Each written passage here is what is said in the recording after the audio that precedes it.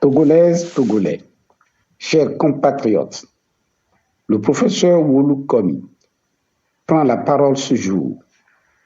Je me permets de m'adresser à son Excellence, Monsieur le Président du Conseil. Excellence, Monsieur le Président, il y a moins d'une semaine, notre pays a connu des manifestations qui vous sont hostiles. Visiblement, ces manifestations ne vous ont guère ému, tant les piliers de votre pouvoir restent à votre sens encore solides. Mais pour une raison simple, les Togolais auraient tort de vous laisser continuer dans la voie que vous avez choisie. La raison est la suivante, Monsieur le Président.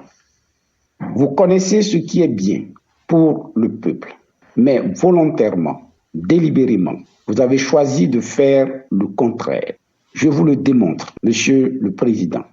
Premier point, vous avez vous-même affirmé, je vous cite, « Pour que la démocratie progresse en Afrique, il faut nécessairement limiter les mandats à 2 ou à 3. » Fin de citation. Vous savez que la démocratie est un besoin. Pour y parvenir, selon vous, il faut nécessairement limiter les mandats à 2 ou à 3. Et pourtant, après avoir fait 4 mandats, vous avez modifié la Constitution pour rester à vie au pouvoir. Excellence, Monsieur le Président, n'est-ce pas choisir le mal alors que vous savez ce qui est bien pour votre pays? Deuxième point, Monsieur le Président, vous avez dit en 2012, je cite, « Lorsque le plus petit nombre accapare les ressources au détriment du plus grand nombre, alors s'instaure un déséquilibre nuisible qui menace jusqu'en ses tréfonds la démocratie et le progrès. » Fin de citation. Votre constat est juste, mais très régulièrement, des soupçons de détournement des fonds publics dans la réalisation des travaux, des dépenses de prestige de votre entourage, des trains de vie sans commune mesure avec les revenus licites connus. Ces faits sont rapportés par les journaux.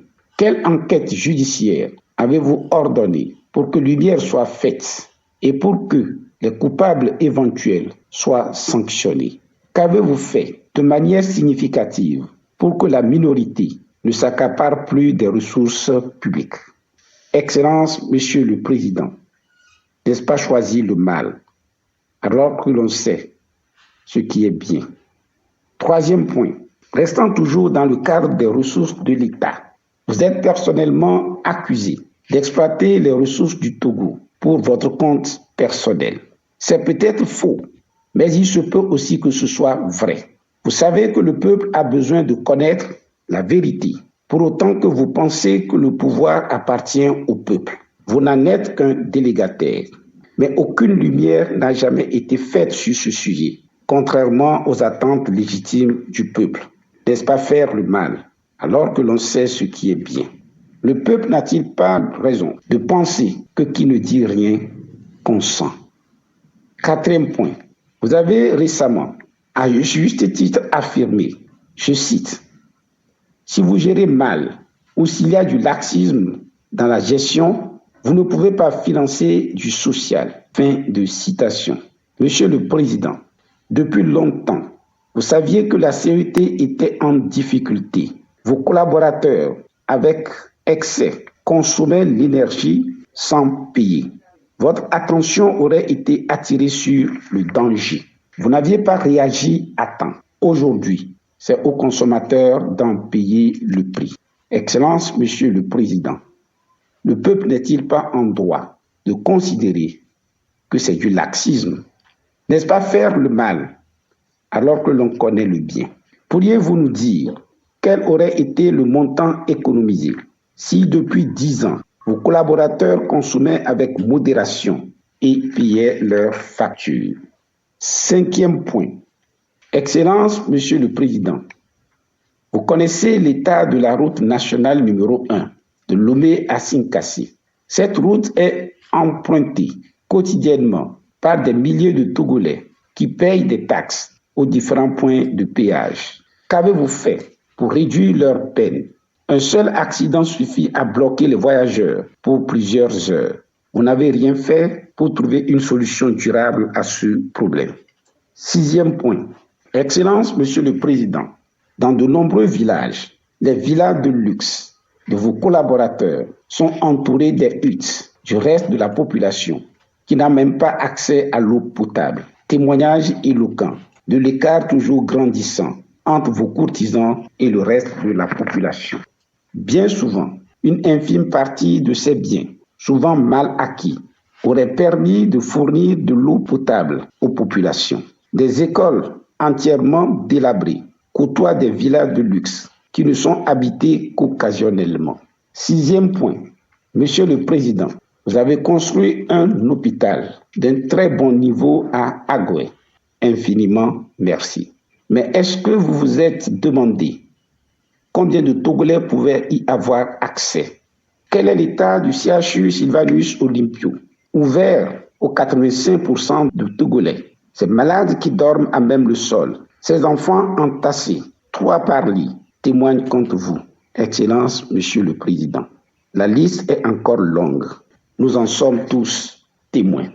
Excellence, Monsieur le Président, à votre actif, vos partisans évoquent la paix dont vous seriez l'artisan. La paix est sans doute un besoin fondamental. Mais permettez-moi de vous dire que la paix n'est pas simplement une absence de guerre ou d'affrontement. Pensez-vous que ces jeunes sans emploi, à plus de 35 ans, à la charge de leurs parents épuisés par des décennies d'efforts, sont vraiment en paix? Pensez-vous que ce père de famille, incapable de procurer des soins à son enfant malade, qu'il voit mourir, est vraiment en paix? Pensez-vous que le citoyen qui dort le ventre affamé est vraiment en paix? Pensez-vous qu'un peuple à qui l'on impose sans consultation une constitution, un peuple réduit au silence, est un peuple en paix? Il semblerait que les députés avaient voté cette constitution sans avoir eu le droit de lire le contenu. Pensez-vous sérieusement que ces députés sont des citoyens en paix? Excellence, Monsieur le Président, pourriez-vous objectivement nous donner les raisons qui justifient que l'on vous soutienne? Certes, vous aurez toujours au Togo vos soutiens inconditionnels. Certains le font parce que votre présence au pouvoir leur permet de continuer de piller le pays. Ce n'est pas vous qu'ils soutiennent, Monsieur le Président, mais leurs intérêts égoïstes. Une autre catégorie vous soutient par ignorance, car ils n'appréhendent pas le mal que vous faites contre le pays. D'autres, enfin, vous soutiennent par peur. C'est justement pour cette raison que pour votre compte, les personnes sont détenues, parfois sans jugement, pour dissuader ceux qui osent contester votre autorité. C'est pour cette raison qu'il faut mettre en prison des personnes qui, par leurs propos, sont en mesure d'éclairer davantage le peuple. Excellence, Monsieur le Président, tout est question de temps. Vous partirez forcément dans quelques semaines, dans quelques mois, dans quelques années ou même décennies. Vous partirez. C'est pourquoi je vous demande, avec humilité, de libérer les prisonniers politiques. C'est pourquoi je vous demande de revenir à un meilleur sentiment et de choisir le bien. C'est pourquoi je vous demande, Excellence, Monsieur le Président, de cesser d'entraver le développement du pays. Des richesses mal gérées sont forcément source d'endettement qui entravent les projets sociaux. Il est temps de libérer le Togo. Quoi que vous fassiez, vous ne pourrez jamais faire taire tous les Togolais. Professeur Oulou Komi, secrétaire national du PSR, je vous remercie.